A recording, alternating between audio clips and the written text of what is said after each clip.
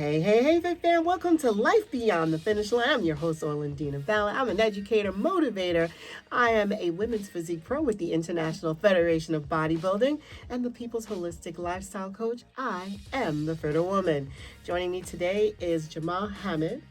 I said that correct? Hamid, yeah. Hamid, an athlete, coach, and leader who's trained fighters, physique athletes, and lifestyle clients with a no-nonsense, matter-of-fact approach. On this episode, we're going to be talking about something every rising star needs to hear. Don't believe the hype. In other words, staying grounded as you climb higher and identifying the real truth tellers in your circle. Welcome, Jamal. Welcome, and thank you for coming back. Jamal was one of my first interviews when I started this. I was privileged to be the first. Oh, I'm so excited. I'm glad you had me back. I'm glad to have you back here. Honestly, we were talking in the gym, and Jamal has a very no-nonsense, very demeanor. He comes in, he trains his clients, and when he's speaking about training, he's a very straightforward person. And I said, I really wanted, you stay focused on being, or you are very intentional about remaining humble and grounded. And you've done that from the athlete's perspective and as well as a coaching perspective. So I was like, I really wanted you to come onto this platform to explain why it's important to remain grounded. So let's start with, who is Jamal? Tell us about your background as an athlete. What shaped you? Growing up, I knew I had to do something different. I had to do something big for my family. I mean, I've said it before, I don't like to preach the whole, we didn't have everything type of thing. And, it's everybody's story. And it's true, but it's just, you got to make a difference. You have two kids that grew up in the same household. One ends up becoming a doctor and one ends up selling drugs on the corner of the street. So you ask yourself, what's the difference? What happened there? Did one person not get enough care, not enough love, whatever it may be, right? But it really is the mentality of the person, right? It's what intrigues the person to do the things that they do. And I knew from young I had to do what I had to do to help my family. And the first initial part was, I remember my parents telling me, we can't afford college, so you're a young teenager, you should probably think about at some point maybe not even going to school and becoming a garbage man. Okay. And if you start young, you can retire early. You'd make, great money. You could work a lot of overtime. You'll be done by 12 noon. You can even have another job or do whatever you want with yourself. Mm-hmm. But I knew I didn't want to be a garbage man. I knew that wasn't the route for me. I didn't want to be, nothing against it, but it's not what I wanted. Correct. And I used, going to the library and studying fitness, workouts, nutrition, supplementation, to make myself a better athlete, because I figured my way out of my situation was going to be through sports. And I trained, I worked out, I tried to eat what I had to eat, and I landed a scholarship. I went to college to play ball, and I played ball for many years, and I had a semi-pro career, and I got injured. Mm-hmm. And then at that point, I didn't know what I wanted to do. I based my whole life on making it to the pros. I just knew it. There was no way you could tell me. And I was like, I'm not going to say arrogant about it, but if you were an adult asking me, where do you see yourself in the future? I would have told you I'm playing pro ball, and I would have meant it. Like, I really did. And I know a lot of girls I dated, if their parents would ask me this, I'm telling them, like, oh, God, here we go. Yeah. It's not going to happen for you, buddy. But that's what I wanted. Yeah. So when I suffered my injuries and I couldn't play ball anymore, I didn't know what to do. Right? Mm-hmm. So yep. It was a process, too, of depression. I ended up losing my grandfather at the same time. So it was like a double whammy. I went through it, right? And at this point, I played ball. I weighed probably about maybe 207 at my heaviest. I was in phenomenal shape. Got injured, lost my contract, grandfather passed. I probably ballooned up to almost 300 and something pounds. Oh my gosh, yeah. So didn't know what I want to do with myself. Okay. Now I went to school pre-med only because I'm good in science and my parents wanted me to do that. I didn't want to do that. I was just going to school to play ball. I wasn't going to school for no schoolwork, nothing. Okay. I remember my coach telling me, all I need you to get is straight D's and an F. Oh my And gosh. I'm good. I'll put you on the field. And I was like, oh, I could make do it that. easy, coach. I can do that. Wow. I could do that without even going to class. You know what? I ain't going to class. Wow. So that was my main focus. But, you know, in getting injured, I ended up going back to school and, you know, digging into the books because I had to at that point. There was nothing else for me. But I hate being the bearer of bad news. I can't be the bearer of bad news. So being a doctor for me, a surgeon, or anything of that nature, I couldn't do. If I had to be the guy to tell a family that their young child or their mother or whatever it is, loved one, is, no matter what, there's nothing we can do, he or she's gonna die. Correct. I'm taking that home with me. Yeah. I'm just that kind of guy. Like I'm a passionate guy. Like I'm extremely passionate. So if I love you, I love you hard. That's right. If I hate you, I hate you hard too. So you know what I mean? And having to tell someone that and see their pain and not really be able to help, I was like, you know what, this probably isn't for me. To the point where I ended up, you know, in doing clinicals, I couldn't be in a hospital. I hated it. It would ruin my energy. So I was like, this isn't for me. You know, I went all the way into, you know, dissecting my own cadaver and the whole 9 yards. I love that part of it. Okay. But I just couldn't. I couldn't take it any further. The human interaction. Yeah. It's the science, you're good. Yeah. But the human part. The negativity part. The negative part. I love interaction to a certain extent, but it's the being negative. Yeah. So I got into physical therapy, hated it. That was the most boring thing ever. And it was actually my physical therapist, the guy I worked for, he was like, you know, I think you should be a trainer. And I'm like, come on, what do you mean a trainer? And he's like, no, seriously, like you can make more money as a trainer than you would that I make. Right now, they're switching over to having the doctorate program for physical therapy. You know, you should really think about being a trainer. You could probably train for the Jets, Giants, whatever. Yes. And so I was like, you know what? I do have my certification. I got it when I was in high school, only to train myself. I didn't get it to train other people. Wow. While I'm in college working out, everybody's like, yo, what are you doing? And I'm helping them through their workouts. Okay. And it was never to be a trainer. And then it's amazing how life works. Yeah, and then at that point, you know, my grandfather passed. I gained a ton of weight, went through a serious depression, and my a friend of mine, he was just like, you know, I can't stand to see you like this. Grandfather wouldn't be happy, you know. Just come to the gym with me. And I was just like, nah, I'm good. He was like, come to the gym. So I ended up going to the gym, and first client I ever had. I walked in the gym. The owner of the gym, he knew who I was. He had saw some clips and highlights on ESPN, and he knew who I was. He recognized me. Surprising, because I was much bigger than what I was in college. So we spoke. He was like, I'd love to have you here. I'd love to give you a job. And I'm like, no, I'm good. And he's like, no, seriously, like, you can make a ton of money here. And I remember at that point, I was like, maybe I should give it a shot. As I'm there, I have this lady come to me, and she says that she would love to train with me 5 days a week, Monday through Friday at 5 a.m. in the morning. And I want you to train my husband when he gets out of work 5 days a week at 6 p.m. at night.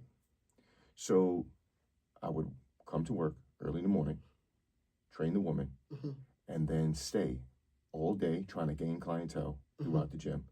I would work out, and I would train her husband in the evening and stay till the gym closed from 4:30 in the morning till 10 o'clock at night. Oh my gosh. And then I would stay after at 10 o'clock and still work out. To me, I had no reason to go home. Okay. Right? Home to me was just like, I didn't even want to be there. Right? It just kind of was like sadness to me. So I stayed in the gym, and I would work out, go in a sauna, heck, and I would literally go home for a matter of 2-3 hours and come right back to the gym. Wow. So the funny thing is, I initially started off loving it within the first month. And then my boss was like, listen, those two people you trained, the husband and wife, you owe me such and such amount of dollars for their sessions. And I said, yeah, they haven't paid me yet or whatever. I gotta get the money from them. Yeah. He's like, if you don't get the money from me and pay me this week, I have to withhold your check. Oh. So I said, okay, I get it. I told the wife. The wife said, you know, my husband will take care of it tonight. He comes in. He tells me, he gives me the whole runaround. Yes, I'll bring it for you tomorrow. Tomorrow comes and goes. He didn't bring it. The next day comes. Then he says, I live right around the corner. As soon as you're done, when I'm done with training with you, you usually work out, right? And I was like, yeah. He says, well, work out. When you're done, come to my house and get the money. So I said, okay. Session over, I start working out, and my boss is just looking at me. At this point, I'm like, you know what, man? I owe this man money. I gotta go get this money. So I leave.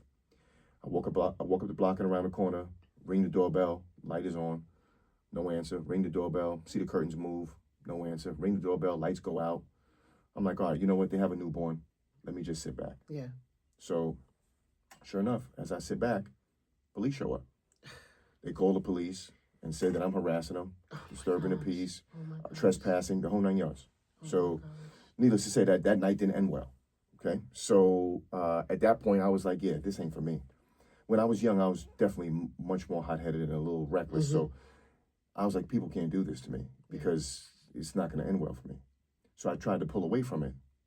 And I went to another gym. Same thing happened. They offered me the job. I ended up taking it at a different gym. And at that point, I just ran wild with it. And I was like a high-impact award winner for that company for about 7 straight years. Wow.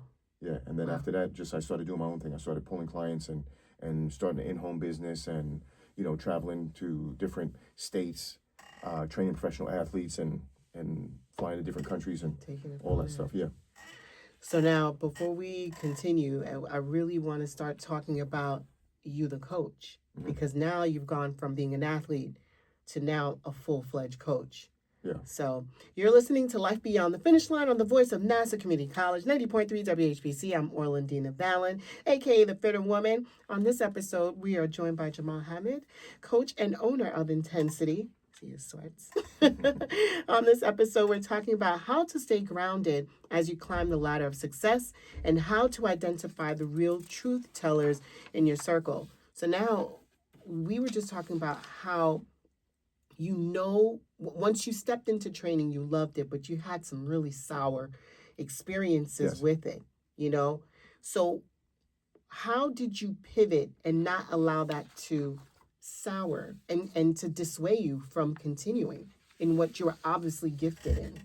Well, it did initially sway me mentally, but I realized use this as a learning experience.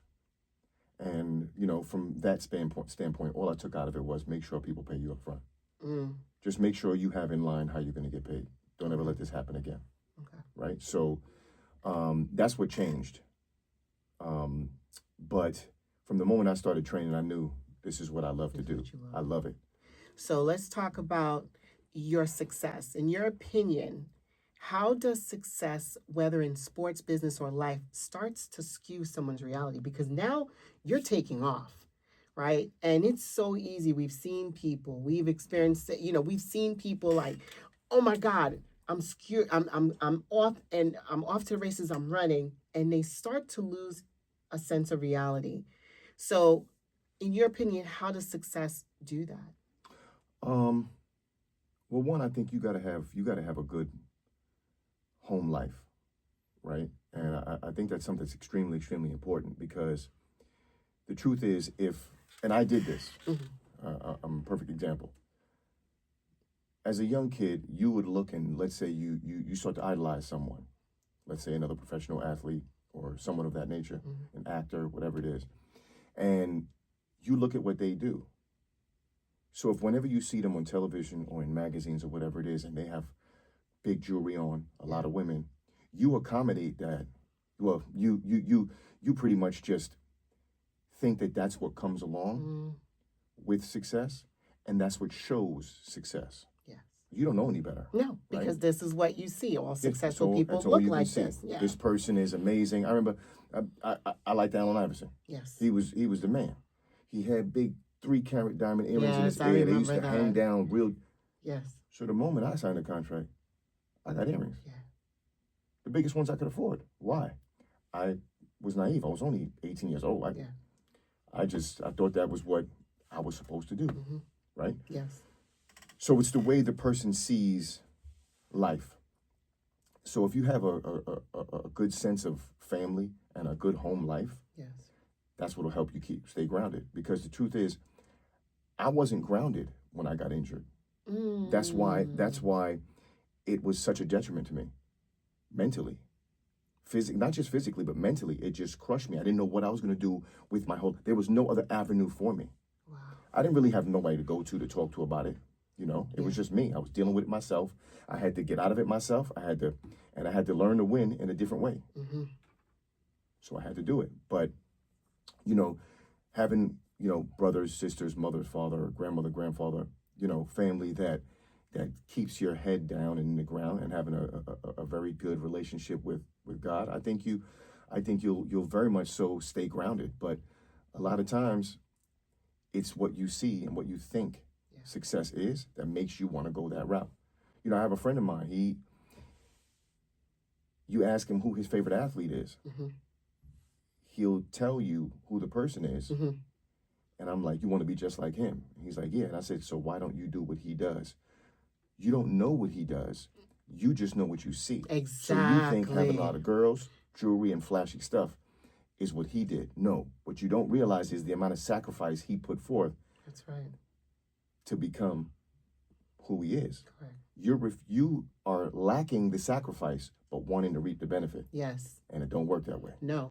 And a lot of people don't realize that what you see is the end result. What you don't see is what led to that, to allow the person to wear the big earrings and to have the girls or the guys all around, whatever it is that they have around them. So now, how is it that, you told us how you stay grounded. How do you stay grounded personally as you achieve more or coach higher level clients? How do you stay grounded? Family. Mm-hmm. Family, and the fact that I lost everything once. I know what that feels like to lose. So everybody always hears me talking about winning, winning, winning. I only know how to win. I only know how to win because I lost. Right? Yes. There's a yin and a yang, right? Yeah. There's no good without bad. Correct. Right? There's no win without a loss. Correct. And when I say I lost big. Many times. Yeah. So if you never lose, if you never suffer a loss, right? Yep. You have a very warped sense of reality if you do not lose. Exactly. Because then it makes you... There are people that lose and they never learn, though. Mm-hmm. Oh, yeah. Well, those people don't hit rock bottom. They can lose, but their loss isn't as drastic because they have people around them, and those people are like crutches. Because if you, like my mom and dad, they're no joke. I remember when I got injured and I had to come back home, they were like, okay, well, if you're going to come back home, rent is this, you got to buy these groceries, and you got to do this. I'm like, damn, I can't save no money. No, you're not saving no money. You live in my house. You left here to go to college. You're not supposed to come back. So being that you're here now, bills. Welcome to the real world. What's up? Yeah. But now, so there was no crutch. No. So other people, they'll lose everything or lose big, and everyone around them is like, don't worry, it's okay. Here, hold my arm. I'll carry you. I'll let you borrow money. You can use my car. Don't worry. Listen, talk to me. Lean on my shoulder. Get out of here with that. Yeah. You got to do it yourself. That's when you have to do it. You have to rely on yourself. That's what's going to build character. That's what's going to build strength. And a lot of people lack that because, truth be told, their loved ones don't know how to not love them enough to let them fall. To let them fall. That's right. It's what it is. Yeah. Like, I know, as much as I'll love my kids, it hurts me when they get hurt. But I don't do anything. I want to know how they recover. That's right. Just the other day, my son and my daughter get into a disagreement. My daughter backs up and fires a kick right to his face. Ooh. I was like, oh. Now, meanwhile, inside, I'm just like, oh, that was good. Form was good and everything. I said, I see you, little one. All right. But now I got to see how he adapts. Correct. Eats it and just bum rushes her, goes. I'll let them go for a while. You know what I'm saying? I won't let it get too bad where they get hurt. But, first person to cry loses anyway. So that's just how it goes. But I need to, the reason I do that is because I need to know how they react. That's right. In those kind of situations. I need to know if somebody's bullying my son or my daughter, I need to know how they're going to react. That's right. So I got to see it, right? Yeah. Like when my kids fall, if they fall, they get hurt, or they're horsing around, they get hurt, and we're out. I'm like, okay, so you're injured. Grab your stuff, we're going to the hospital because they're crying. Yeah. And they're like, no. I said, no. if you're crying and you're coming to me, we have to go to the hospital. That's right, because I told you But not. if you're not broken, don't you come over here. Figure it out. You're with your friends acting up. Continue to figure it out. Figure it out with your friends, with your cousins, and deal with it. That's right. If right now me telling you we have to go to the hospital, all of a sudden you're not crying anymore, you're not that hurt. That's right. Go figure it out. Go figure it out. But if we don't do those things, that leads me to my next question, like having the right people around you, like having those truth tellers, because that was one of the things, like, so, when I was saying in the opening, I said, don't believe the hype. A lot of times people hype you up. These people in your circle, they're holding you up or psyching you out and telling you things that are not true. They're false prophets, like, wolf in sheep clothing. What makes you an expert now in spotting false prophets? Those yes men who may tell people what they want, hold people up instead of letting them fall with love. Well, I think you got to kind of pay attention to the people in your circle and how they live their own life, right? So, like, if the person I look to as a preacher is into drugs and prostitution, and you ain't my guy, man. That's right. You'll tell me all the right things. Yes. You'll say all the great things. And you know what? Yes, you're right. But there's an age-old saying, right, that says, do as I say, not as I do. That's right. But if I see you doing it, and I believe in you, I trust you, you're a friend of mine, you're a confidant, I'm going to think it's okay. Yes. Right? So when people, that's why you see I have the same friends. Right? It's only my family with me at all times. Those are the guys. The reason I know they're real is because they tell me the honest to God truth. When I'm either making a mistake or if I'm forgiving my language, they let me know right off the bat. No matter what the situation. You know what I mean? Yeah. And that's what you need. You need that person, because those are the people that are going to keep you honest. Those are the people that are going to make sure that you're on the straight and narrow, letting you know, you're messing up right now. When we come back, I want to continue with that conversation, because what makes someone a truth teller, so that way people can identify that in their circle. You're listening to Life Beyond the Finish Line on the voice of Nassau Community College, 90.3 WHPC. I'm Orlandina Balan, a.k.a. The Fitter Woman. And on this episode, we're joined by Jamal Hamid, coach and owner of Intensity. On this episode, we're talking about how to stay grounded as you climb the ladder of success and how to identify the real truth tellers in your circle. So let's go back to this truth tellers. Was there ever a time where you had to be a truth teller and it wasn't well received? I'm always the truth teller. You know what? My circle is small because people don't want to hear the truth. Nobody wants to hold themselves accountable. So when I can tell you the truth, and I'm not going to sugarcoat it. And I mean, well, you got to know your audience, right? Yeah, so yeah. You're not You going got to to know sit how there to deliver it. But, exactly. Yeah, but they right? still got to be able to Like eat it. you could speak to women a little bit differently than you speak to your male counterparts, Correct. right? So you can't.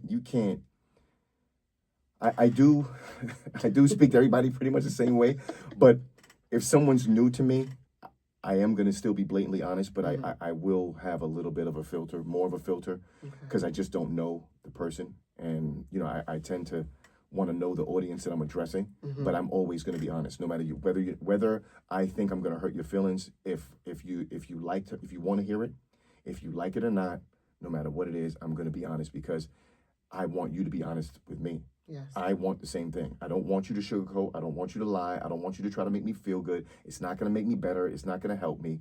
Keep it 100%. Yes. Like me and my boys, we get along so great because we crack jokes on each other all day long. Yes. All those bottom line jokes have some truth to it. You know what I'm saying? Yes. Like, they'll bring up something about what you're wearing, and everybody be laughing, and you'll be laughing too, but in your back of your head, you're like, damn, does this not really fit me right? I gotta go change, right? Exactly. You know what I'm saying? Like, yes. My sisters do just be honest all the time. They're like, yeah, you wanted to wear that? Yeah. All those colors, huh? All together. Like, now, would you rather them do that and you go change? Yes. Where you feel good? Yes. Or you could be like, yes, this is what I wanted to wear. Yes. Learn to love it, or whatever. Exactly. I'm going to do this, right? Yep. Either way, at least they were honest. Yes. They're not going to say, oh, girl, you look good. Soon you go to the bathroom, like, yo, what the hell was she wearing? Exactly. Are you kidding me? Yep. What does everybody say when they see one of their friends, a person out that looks crazy in their outfit? Yep. They're like, she don't got no friends. Yeah. He don't got no friends. Yep. I'm like, who? Nobody loves you? Nobody told you that wasn't okay? You gotta be around people that are gonna keep it 100% honest with you at all times. It's just gonna make you better, but a lot of people don't like that. can it be dangerous if you don't have these things in place? Whether Yes. can it be dangerous if you don't have a family in place, if you don't have your circle in place? How dangerous can it be? Aside from just accountability, because everyone needs to be held accountable in life overall, the people who aren't, they usually end up really messed up, right? Yeah. But I'm going to bring in a different part. Family to me has always been nothing but love. No matter what we didn't have, we were extremely rich in love, right? Like, my grandparents were amazing. My parents, as tough as they are, they weren't as affectionate, but I got a lot of affection from my grandmother and my grandfather, right? And I think everyone needs that, both male and female. It doesn't go for young, old, male, female. No, everyone needs that, right? And in the home, your family should let you know that you have a purpose. Because you need to feel worthy, you need to feel worth it, but you also need to have self-worth. You have to know yourself you're worth it, right? And a lot of that comes from teaching it at home. So if you're a person who's always talking down about yourself in front of your kids or talking down to your kids, how else do you think they're going to have great self-esteem? They won't. Right.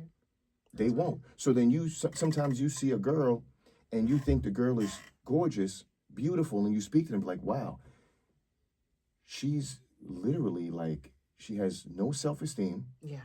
She's completely just doesn't even understand her worth or anything like that. Yeah. And it's the same thing. Like, a lot of times you'll meet a guy who's got great personality, a lot of education, but They doubt no one's themselves. they doubt themselves, and they play the game to lose. So when they have two objectives in front of them, they're not saying, all right, this is my plan. They're saying this is plan A, B, or C. Yes. You're already giving yourself an option to lose. Correct. Yes. There is no option. There is no Figure out, if you do lose, then you figure out your next plan A. That's right. There is no such thing as plan B. I like that. This is plan A. This is plan A Damn, right it didn't now. work. Okay. My next plan A is. When Figure. you come up with plan B and C?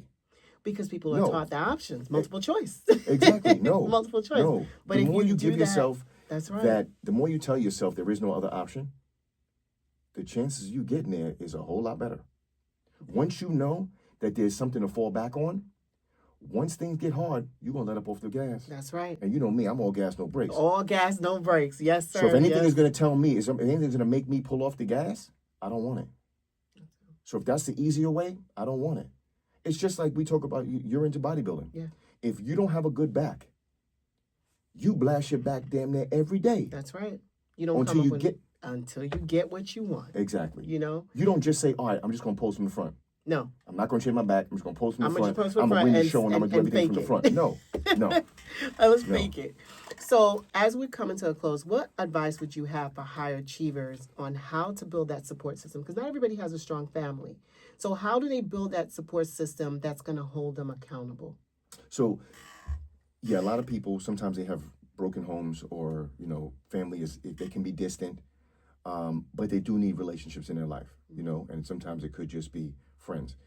I don't really think people can be 100% loners with no I friends, agree. no family, nothing. I agree. And be, We're not designed to be that. yeah, We're not exactly. designed So to be you may loners. not have a mom and dad still. Mm-hmm. You may not have had both mother and father at home at the same time. You may not have a brother and sister to lean on. But everybody got that one good friend, that homie, that homegirl, whoever it is that you can talk to, you can lean on, that you know you're going to get the truth. Yeah. Those are the people you need to keep in your circle at all times. You save those people. Yes. Always Yes. look out for those people. Keep them as Close. close as possible, because Absolutely. that's where you're gonna gain, and you're going to do nothing but grow with those people in your circle. That's right. I remember one time I asked my friend once, I was like, yo, things keep happening in a negative way. I have so many businesses that I've opened, right? And a lot of people just know the training and the intensity stuff. Yeah. But I'm all over the place. Mhm. And I'm like, things are moving too slow. And I remember asking him, and I was just like, you think the way I'm living life in the sight of God is not right? He's like, yes. Oh, wow. I said, oh. Quick, too. I said, damn. Wow. So you were thinking about this? He says, I wasn't thinking about it, but as soon as you started saying it, I always know where your head is. As soon as you started staying it, the only thing that's been missing in your life the past couple years is God. Wow. And the crazy part is, Yes. I'm going through my attic. I find this book, this old marble notebook. And I wrote down, it's like 23 or 25 things, goals I have in life. Mm-hmm. Right? Yes. Out of the 23, I think it's 23, out of 23, I've accomplished 19. Wow. In life, In life. I've accomplished 19. And the 20th one was as simple as praying and reading the scripture on a daily basis. And I let that fall to the wayside. Now, I wrote that since I was in I got to say 21. Yeah. You accomplished everything else. You know what I mean? And then there's only a couple of little stupid things, you know what I'm saying? Like, silly things that a 21-year-old be writing about, right? Exactly. All the major things. Done. And I was like, nah, man, I can't let that happen. I was like, you're right. And as soon as I just turned back to reading my one, it's just one passage. Everything just works. I'm going to leave it right there. Jamal, I want to thank you for speaking candidly about the dangers and the pitfalls that come with the rise of success. How can our listeners connect with you? I'd probably say Instagram will probably be the easiest way. Mr. Intensity. The I is a 1. Yes. Yeah. Okay. That's And folks, I'm going to let him, I like that closing. So with that being said, remember to be bigger, fitter, stronger, bigger in mind, fitter in body, stronger in spirit. Be good to this wonderful temple called you. And remember, you can find us right here on the voice of Nassau Community College, 90.3 WHBC, and on all podcast streaming platforms. See you next time.